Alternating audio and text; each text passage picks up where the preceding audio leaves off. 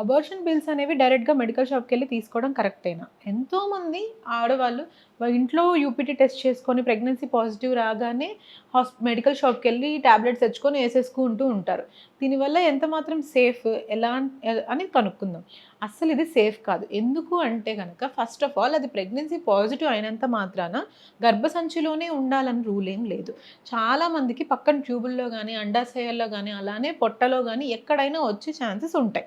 కాబట్టి ఫస్ట్ అసలు లొకేషన్ ఎక్కడుందో కనుక్కోవడానికి డాక్టర్ దగ్గరికెళ్ళి స్కాన్ చేసుకోవాల్సి ఉంటుంది.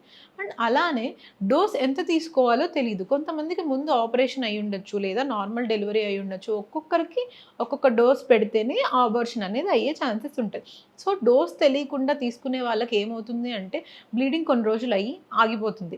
మళ్ళీ కొన్ని రోజుల తర్వాత స్టార్ట్ అవుతుంది. దానివల్ల ఏంటి అర్థం అంటే అది ఇంకా కొంచెం లోపలే ఉండిపోయింది అని అర్థం. కాబట్టి అలాంటివి చేయకూడదు. అంతే కాకుండా దీనివల్ల చాలా మందికి చాలా సైడ్ ఎఫెక్ట్స్ వస్తాయి.